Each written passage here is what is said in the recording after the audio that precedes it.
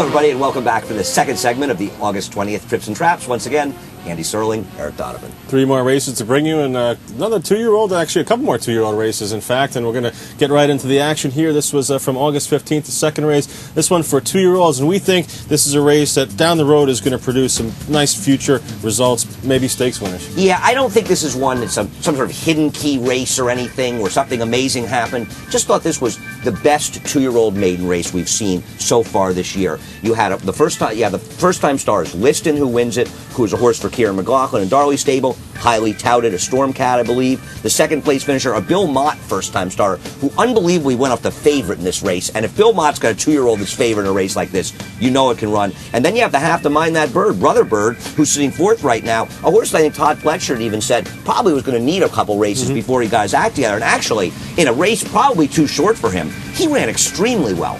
He does. He starts to make a move here, getting into the turn. And, I thought at this point here, Chief Counsel, who's down inside, loses a couple spots. And I thought, this might have been potentially harmful for Chief Counsel, losing those couple of spots there. Mind that Brother Bird on the outside there. Liston, I think we're going to have some debate about here because, it looks pretty good in winning here. But I think of all three of them, got by far the easiest trip, just setting up shop on the lead here. You see Chief Counsel and behind horses kind of have to wait for some room there. And Brother Bird on the outside, poised for the stretch drive. But, Brother Bird's going to come up a little bit flat, and Chief Counsel is going to be the one that's going to put the pressure on Liston late. Yeah, and Brother Bird ran like that classic 2-year-old firster that probably needs a little more ground or needed a race, and they kind of used him and gave him an education. Liston may be a very good horse, and neither of us are saying he might not be, but you just don't know with the first-time starting 2-year-olds, the ones that go to the front in these races, because they don't have to do an enormous amount of work in a lot of ways. And we know from the other two, the way they ran, how well they ran. This was just a really nice field, and I think we're going to see these horses in stake races this year and probably even next year. I would agree, and some nice pedigrees in there. We'll see how far they progress and how far they want to go.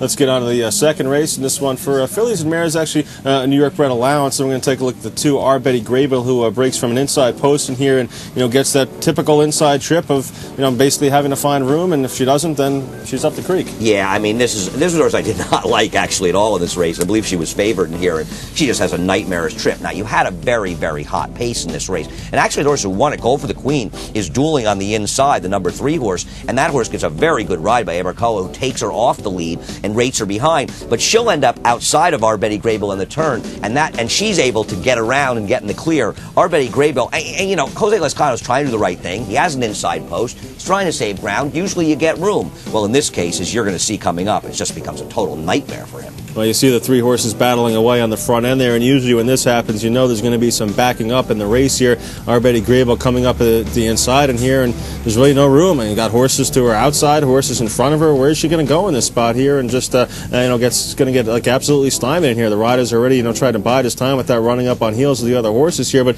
you see as they turn for home, there's just absolutely nowhere for Our Betty GRAYBULL to go. And as the race develops and unfolds, maybe you had a slight chance to get her out there, but that didn't work out. You try to come through horses here, that's not going to work either. And Our Betty GRAYBULL just completely stymied in the stretch. Absolutely. And I watched in the head-on, we were going to show it, but there's a couple of split seconds where she had like enough room, but it's hard to go through, and then they just close the door on her. I know the second place finisher in here, City Spirit, really hung in a race she should have won, and she had the better trip because she just made that one move on the turn, whereas the winner at least was fighting it out a little bit early and got outside. But poor Our Betty GRAYBULL, a horse that we'll see what happens with her, a New York bred, but in a fairly run race, you have to believe off this, she'll be tough next time. Absolutely. One more race, and that's back to the 2-year-olds. Make note and MINESWEPT, the horses we're going to take a look at this race from August 16th, race number 6, and this was a special weight for New York bred 2-year-olds. And the winner of this race, the 8 One Note Samba, runs very impressively, gets away to a nice lead and wins big, but you're going to see the 4 Make Note break a little bit slowly there, break about a length behind the rest of the field, and also a little bit later on you'll see the 5 MINESWEPT get in some trouble as they move down the backstretch. Yeah, MINESWEPT's an interesting horse to talk about for a number of reasons, but the main reason for me was this was a horse I thought was a little interesting going into this race, and it's not that I liked that the horse lost or should have done better, it's the money this horse took. I mean, no one was surprised that One Note Samba was the favorite at $5. In fact, if anything, we thought the horse might have paid actually less money. But MINESWEPT was a horse that did very little running behind One Note Samba when those two met in both their debuts. And MINESWEPT was bet off the board. I think 2-1, ended up drifting up in this race to 5-2. A Phil Serpy second-time star. As you can see, MINESWEPT is the one between horses that Julian Leparoux is standing up virtually on. You're going to see him. We're going to highlight a sort of interesting part. But really, the horse, I thought it was a sort of indecisive ride, and the kind of ride that he never had a chance to get in the race because One Note Samba is going to lead. It's a fair pace, but it's not a blistering pace.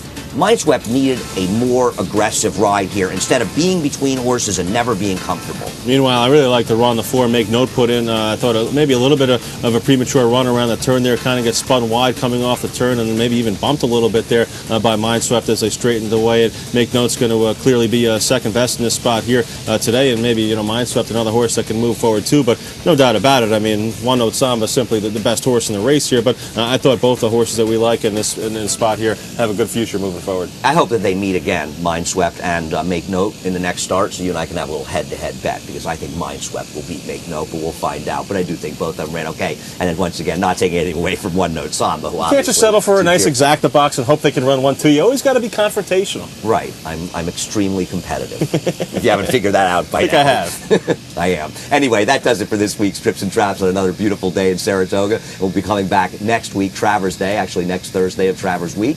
And we'll be doing another show. We appreciate your watching. Once again, the emails, tripsandtraps@NYRAinc.com. Keep them coming. We'll try to show races. We'll certainly try to respond to you, let you know what we think. We appreciate your watching.